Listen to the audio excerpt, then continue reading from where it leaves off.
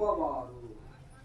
లూకా సువార్త 22వ అధ్యాయము 24వ వచనాన్ని మనం చదివాం. ఈరోజు వాక్య ధ్యానాంశముగా ఈ వచనాన్ని మనం చదివాం. తమలో ఎవడు గొప్పవాడుగా ఎంచబడునో అను వివాదము వారిలో పుట్టగా, యేసుక్రీస్తు ప్రభు వారికి 12 మంది శిష్యుల సమూహం ఉంది.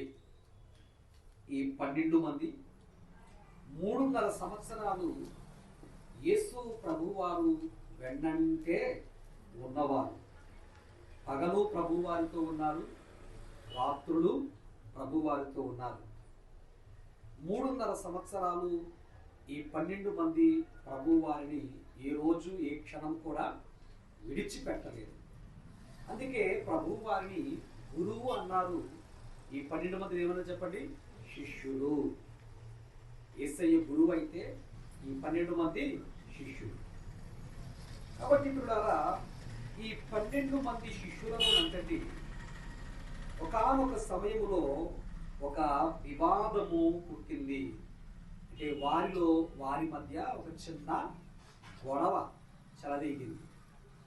ఏంటి ఆ గొడవ అంటే, ఈ 12 మందిలో తమలో ఎవడు గొప్పవాడుగా ఎంచబడతాడు అంటే, మనం 12 మంది కదా, మనలో యేసయ్య తర్వాత ఎవడు గొప్పోడు అని పిల్లారా వారిలో వారు మరి గొడవ పెట్టుకుంటూ ఉన్నారు. అసలు ఎవడు గొప్పవాడు అనే ఆలోచన వారికి ఎందుకు వచ్చింది? ఎవడు గొప్పవాడు లేక నేనే గొప్పవాడిని అనే ఆలోచన ఎప్పుడు వస్తుందంటే, అది స్వార్థపూరితమైన ఆలోచన, అలాగే ఈర్ష కలిగిన ఆలోచన. అంటే నేనే గొప్పవాడిగా ఉండాలి. కాబట్టి పిల్లారా, యేసు ప్రభు వారు ఆయన అందరినీ సమానంగా చూసే దేవుడు. అందరినీ సమానంగా చూసే దేవుడు. యేసు ప్రభువు పరిశుద్ధాత్మ తండ్రి పెంతెకొస్తు పండుగ కాలములో పేతురుతో ఆయన మాట్లాడుతూ, పేతురు ద్వారా సంఘముతో సమాజముతో పరిశుద్ధాత్మ తండ్రి మాట్లాడుతూ, నాకు స్త్రీ అని కానీ పురుషుడను కానీ ఏ భేదమో లేదు, స్వతంత్రులను కానీ దాసులను కానీ ఏ భేదమో లేదు, అలాగే యూదులను కానీ గ్రీసు దేశస్థులను కానీ అన్యులను కానీ నాకు ఏ భేదమో లేదు, నాకు అందరూ సమానమే. అందరము సమానమే అనే భావన మనం కలిగి ఉండాలి. దేవుని ఎదుట, దేవుని సంఘములో దేవుని యందు విశ్వాసం ఉంచిన వారిగా, నమ్మి బాప్తిస్మం పొందిన వారిగా, ఆత్మీయ జీవితములో ఎదుగుతున్న వారిగా ఎవరు గొప్ప అనే వివాదము లేక ఆలోచన మన మనసులో కలిగింది అంటే మనం అపవాదికి చోటిచ్చినట్లే. ఎందుకంటే ప్రధాన దేవదూతగా దేవుడు ఆశీర్వదించి అభిషేకించి హెచ్చించినటువంటి లూసిఫరు తన మనసులో తన్ను తాను హెచ్చించుకున్నాడు. తన మనసులో లూసిఫరు దేవునితో సమానంగా తన్ను తాను హెచ్చించుకున్నాడు. అందుకే అతడు తన స్థానము నుంచి కిందకు పడదోయబడ్డాడు. దేవుని వాక్యం ఉంటుంది కదా, హెచ్చించువాడు దేవుడే, తగ్గించేవాడు దేవుడే అని చెప్పి. కాబట్టి ఒకవేళ నిజంగా హెచ్చింపు అనేది మనం కోరుకుంటే, గొప్ప అనేది మనం కోరుకుంటే, అది ఎవరు ఇవ్వాలి? మనకు దేవుడే ఇవ్వాలి. అది దేవుణ్ణి అడుక్కోవాలి, ప్రభువా నన్ను ఆశీర్వదించండి, నన్ను హెచ్చించండి, నన్ను గొప్పవాడిని చెయ్యండి అని చెప్పేసి దేవుణ్ణే అడగాలి, అర్జించాలి, ప్రాధేయపడాలి తప్ప మనల్ని మనం చెప్పండి ఎప్పుడు మనము హెచ్చించుకోకూడదు పిల్లారా. అది స్వార్థపూరితమైన ఆలోచన, అది ఈర్ష్యతో వచ్చే ఆలోచన. కాబట్టి యేసు ప్రభువారి యొక్క 12 మంది శిష్యులు చక్కగా అన్నదమ్ముల వలె ఐక్యమత్యం కలిగి ఉన్నారు. 133వ కీర్తన ఉంటుంది, సహోదరులు ఐక్యత కలిగి నివసించుట ఎంత మేలు, ఎంత మనోహరము. సహోదరులు అనగా మనమందరము అన్నదమ్ములము, అక్క చెల్లెండులాగా ఎలా ఉండాలి? సహోదరుల వలె అందరూ ఐక్యంగా ఉండాలి. మరి కుటుంబంలో ఒక 2 పిల్లలు ఉన్నారు, 3 పిల్లలు ఉన్నారు, 4 పిల్లలు ఉన్నారు అనుకోండి. ఆ నలుగురిలో ఎవరు గొప్ప అంటే తండ్రికి ఎవరు గొప్ప చెప్పండి? తండ్రికి తల్లికి నలుగురు సమానమే కదా. నలుగురు సమానమే కదా. ఒకవేళ ఒక కొడుకు బాగా చదువుకుని ఉండొచ్చు, ఒక కొడుకు సరిగ్గా చదువుకోకపోయి ఉండవచ్చు, ఒక కొడుకు బాగా సంపాదిస్తూ ఉండొచ్చు, ఒక కొడుకు తక్కువగా సంపాదించవచ్చు. కానీ తల్లి తండ్రి దృష్టిలో మాత్రం చెప్పండి, నలుగురు సమానమే. కాబట్టి దేవుడి దృష్టిలో మనం అందరం సమానమే.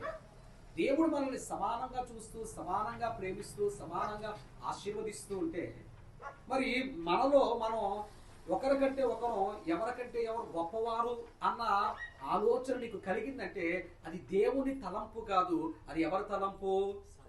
ఒకప్పుడు సాతానుకు వచ్చిన తలంపు. అలా ఎవరి మనసులోకి అయితేనండి అందరికంటే నేనే గొప్ప అనే తలంపు వస్తుందో నేను చెబుతున్నాను, అలాంటి వారు అందరికంటే ముందు తొందరగా పడిపోతారు. చాలా మంది అలా పడిపోయారు. నేను గొప్ప అన్న వారి కూడా చాలా మంది పడిపోతారు. ఎందుకంటే అపవాదే పడిపోయాడు. నువ్వు ఒక లెక్క చెప్పండి. ప్రధాన దేవదూతగా ఉన్నటువంటి లూసిఫరే తను తాను హెచ్చించుకోవటాన్ని బట్టి, నేనే గొప్ప అనటాన్ని బట్టి వాడే పడిపోయాడు. దేవుడు వాడినే తోసేస్తాడు. దయచేసి ఇటువంటి ఆలోచన మనలో ఎప్పుడు కూడా రాకూడదు.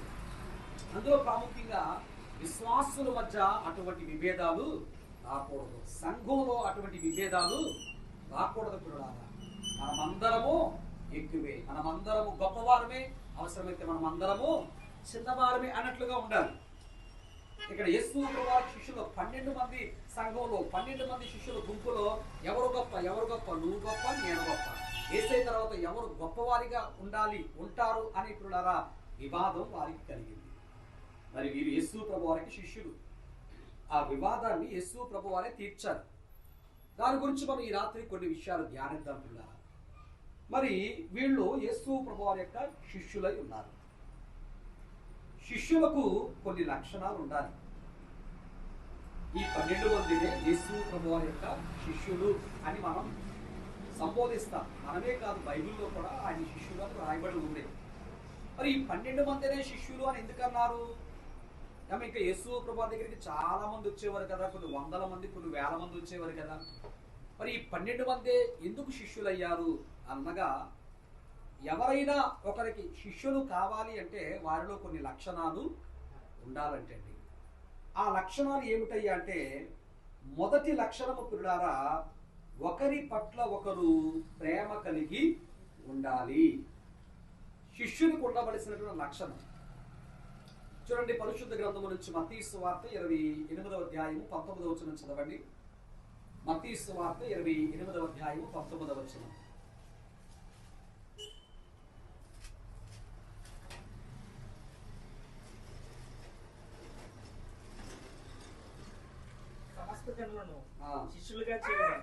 సమస్త జనులను శిష్యులుగా చేయండి. తండ్రి యొక్కయు కుమారుని యొక్కయు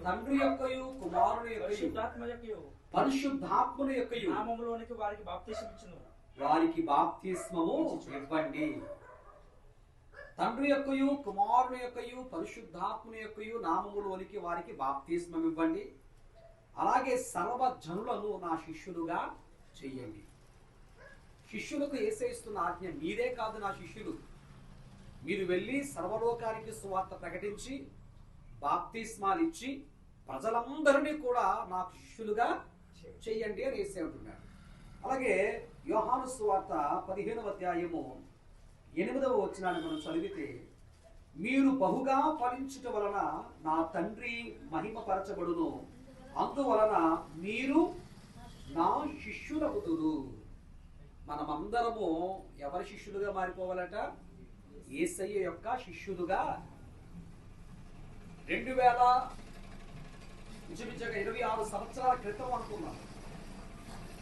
2000 సంవత్సరాల క్రితము యేసు ప్రభు వారికి 12 మందే శిష్యులు. కానీ ఈ రోజున మనమందరం ఎవరి శిష్యులు చెప్పండి? యేసే శిష్యులమే. దేవుని స్తోత్రం కలుగునుగా. మరణాత యేసే అంటున్నాడు, అందరినీ నా శిష్యులుగా మార్చండి. మీరు ఫలిస్తే తండ్రికి మహిమ, మీరు తండ్రికి మహిమ తీసుకొచ్చే వారిగా ఉంటే మీరు నాకేమవుతారు? శిష్యులు అవుతారు. మీరు నా శిష్యులు అవ్వాలని యేసయ్య కోరుకుంటున్నాడు. మరి శిష్యులుగా ఉండాలి లేక శిష్యులుగా మారాలి అనే వారికి ఉండవలసినటువంటి కూడా లక్షణాలలో ప్రధానమైనటువంటి మొదటి లక్షణము ఒకరి పట్ల ఒకరు ప్రేమ కలిగి ఉండాలి. యేసయ్య అంటారు, నేను మిమ్మల్ని ప్రేమిస్తున్నట్లుగా మీరు కూడా ఒకరి పట్ల ఒకరు ప్రేమ కలిగి ఉండండి. దేవుడికి స్తోత్రం కలుగునుగాక. యేసయ్య చెప్పే దేవుడే కాదు, చెప్పినది ఆచరించి చూపించిన దేవుడు. ఆయన అన్నారు, నిన్ను వలె నీ పొరుగు వారిని ప్రేమించండి అని అన్నారు.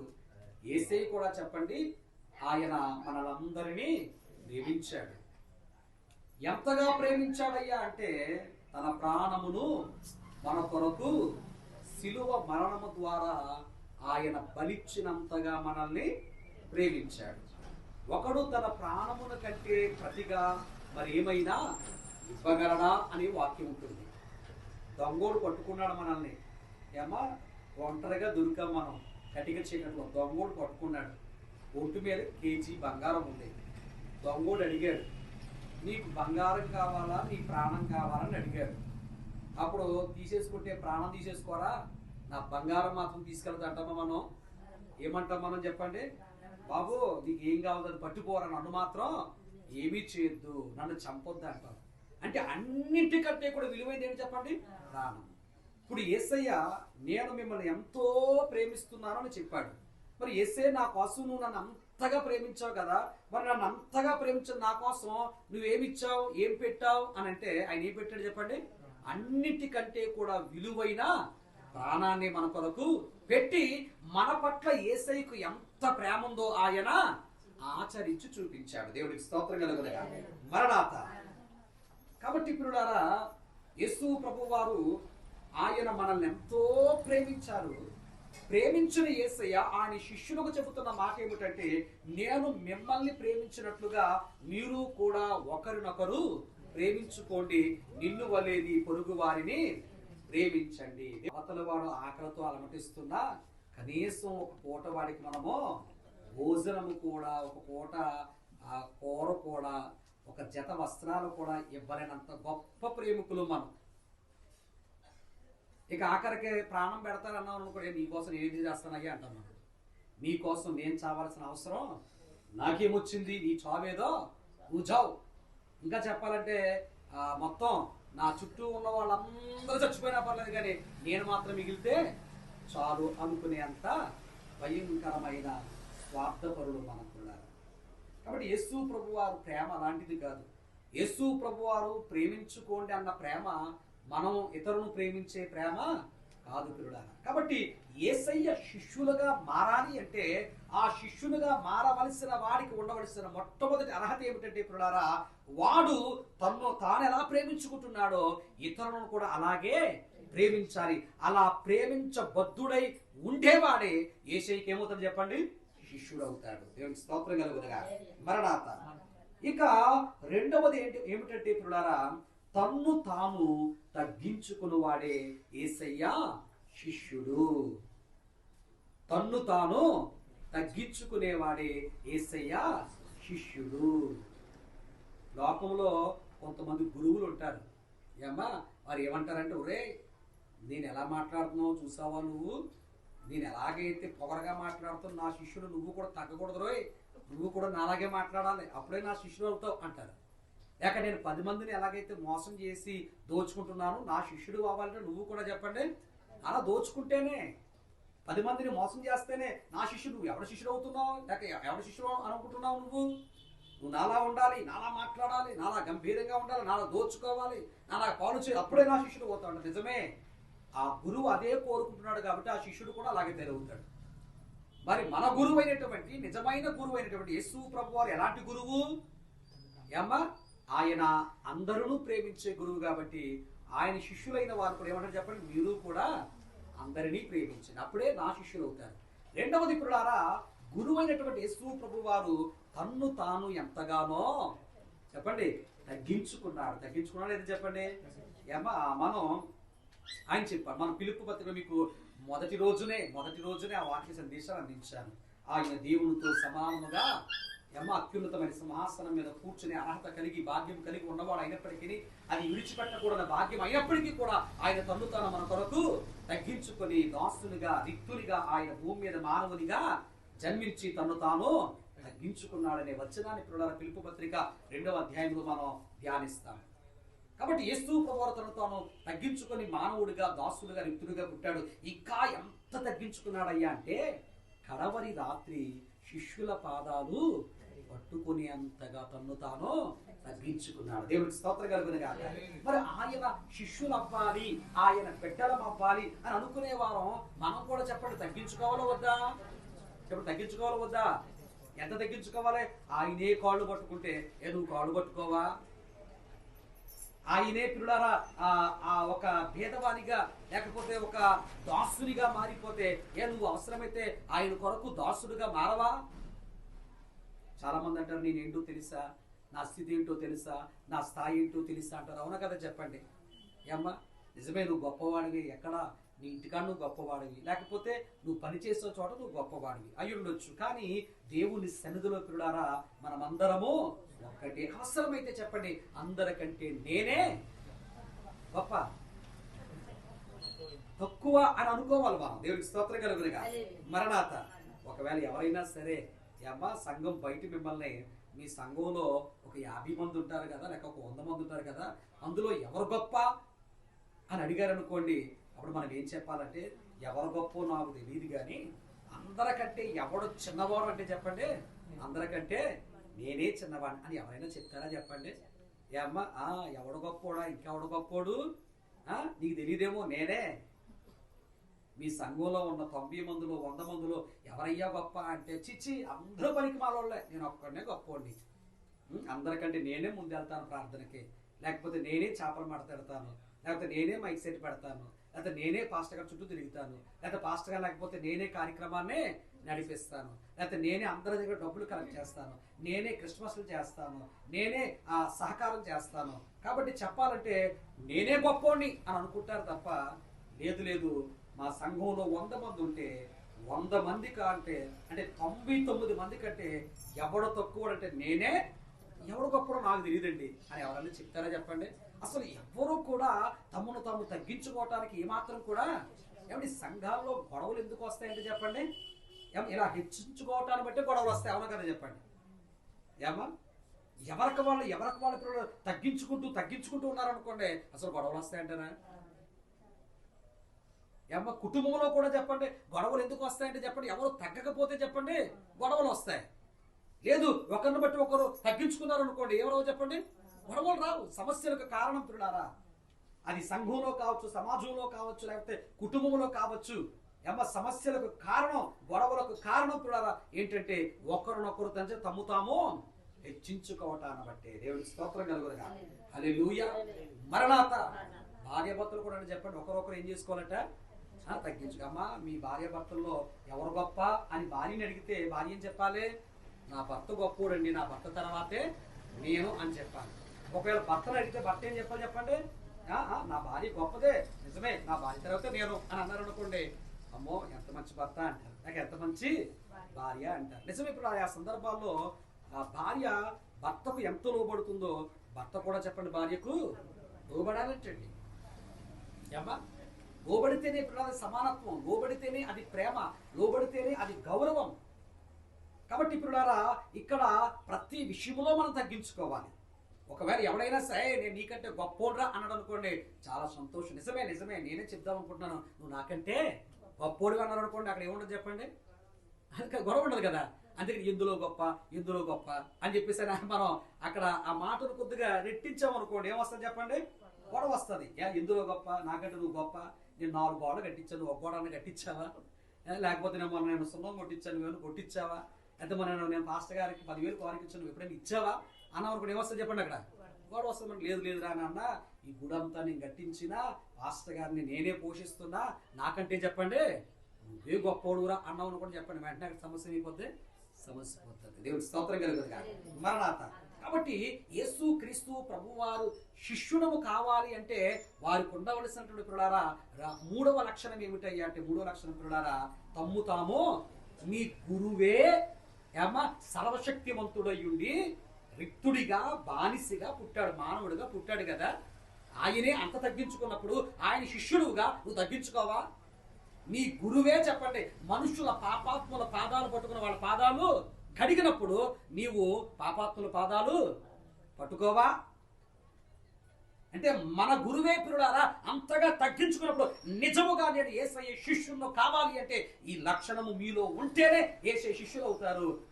అంతేగాని పొగరు బట్టి పిల్లారా నేను అందులో గొప్ప, నేను ఇందులో గొప్ప, నాకంటే వాళ్ళు ఇందులో గొప్ప చాలా చూస్తుంటాం కదండి. అవునగా చెప్పండి. ఇవే తలపోట్లు.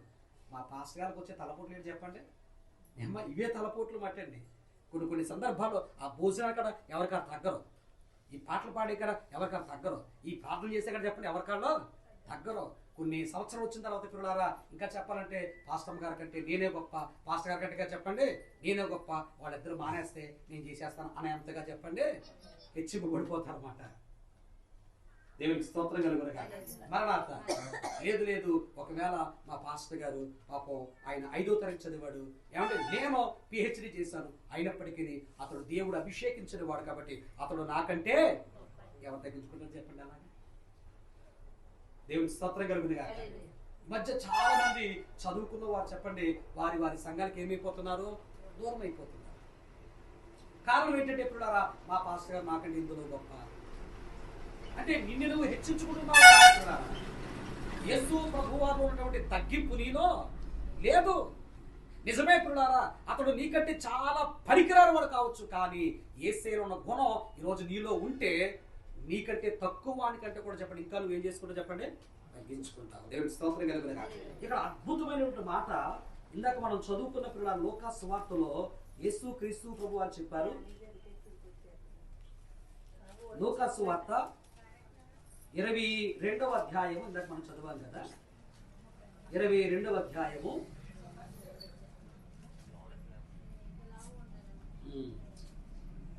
25వ వచనములో ఆయన వారితో ఇట్లనెను, అన్య జనములలో రాజులు వారి మీద ప్రభుత్వము చేయుదురు, వారి మీద అధికారం చేయువారు ఉపకారణపడుదురు. మీరైతే అలాగూ ఉండరాదు.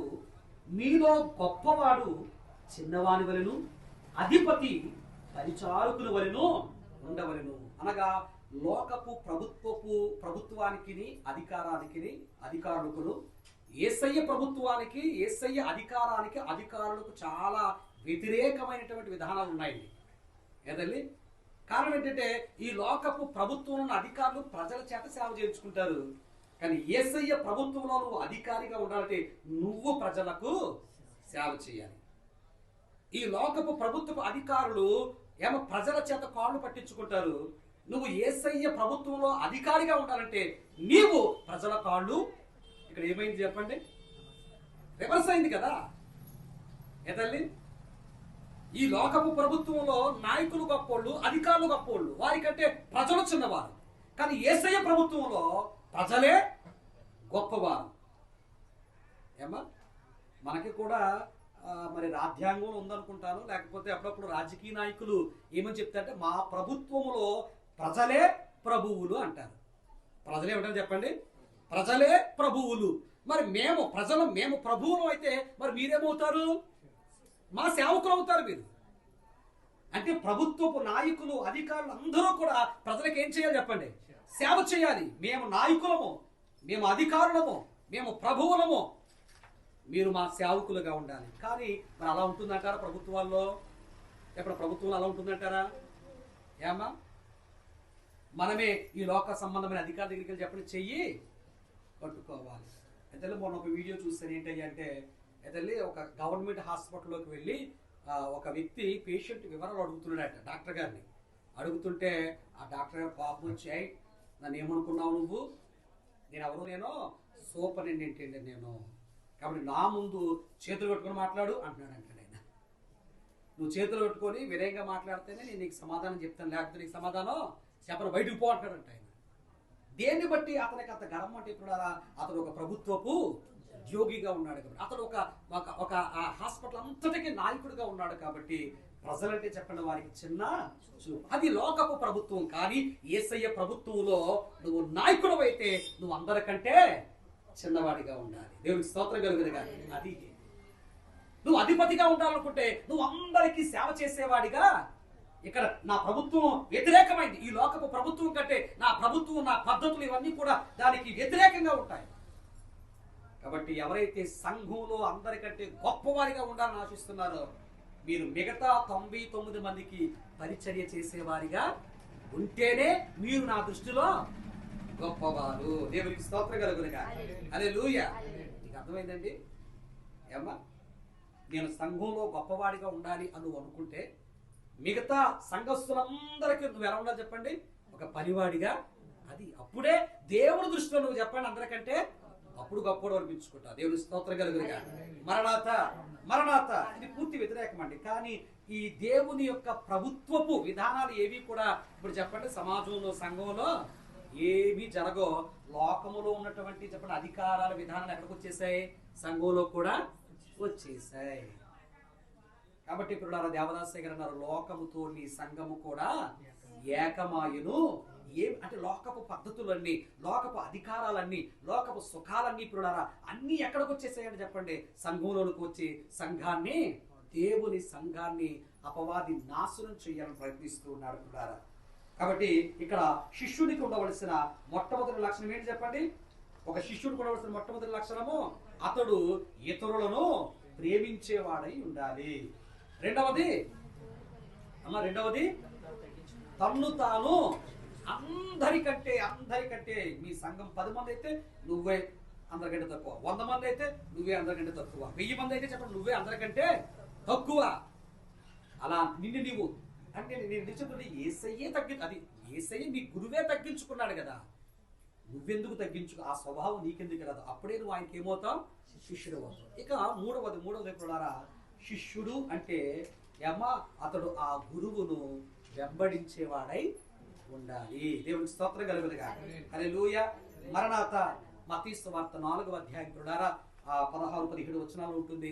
యేసు ప్రభువారు పేతురును, యాకోబును, యేసు ప్రభువారు ఆంద్రేయుని, యాకోబును, సీమోనును, ఆయన ఈ 4 అన్నదమ్ములను కూడా నా వెంబడి రండి అని పిలిచినప్పుడు వారు యేసయ్యను అన్నీ విడిచిపెట్టి వెంబడించారు.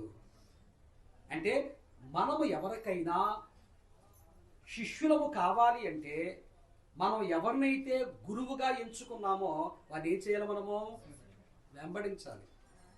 మనం ఎప్పుడు వారిని విడిచిపెట్ట. అప్పుడు ఏమవుతారు చెప్పండి? శిష్యులు అవుతారు.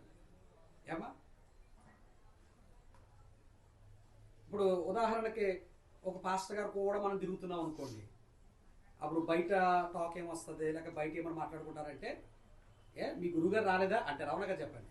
నిజానికి ఆయన గురువు కాదు, ఈయన శిష్యుడు కాదు. కానీ ఎప్పుడైతే ఒక సేవకుడు కూడా తిరుగుతున్నామో, ఆ సేవకుడికి సహకారులుగా ఉంటున్నామో, ఎక్కడ ఆ సేవకుడు ఉంటే ఆ పక్క నువ్వు కనబడుతున్నావో, ప్రజలు ఏమని అర్థం చేసుకుంటారంటే చెప్పండి, ఈయన గురువు, ఆయన శిష్యుడు అని అనుకుంటారు అన్నమాట. కాబట్టి ఇప్పుడు ఎందుకు శిష్యుడు అని సమాజం సంబోధిస్తుందంటే అతడు ఎప్పుడూ కూడా ఎవరిని వెంబడిస్తున్నాడు? గురువునే వెంబడిస్తున్నాడు. నా వెంబడి రండి, నేను మిమ్మల్ని మనుషులు పట్టే జాలరులుగా చేస్తాను అని యేసయ్య పిలిస్తే పేతురు, ఆంద్రేయ, యాకోబు, యోహాను అలాగే మిగతా 12 మంది శిష్యులు కూడా వారికున్న సమస్తమును విడిచిపెట్టి యేసయ్య చనిపోయే వరకు ఎవరు వెంబడించారు చెప్పండి? యేసయ్యనే వెంబడించారు. అందుకే ఇక్కడ లూకాసు వార్త 22వ అధ్యాయము 28వ వచనములో చూడండి, నా శోధనలలో నాతో కూడా నిలిచి ఉన్నవారు మీరే.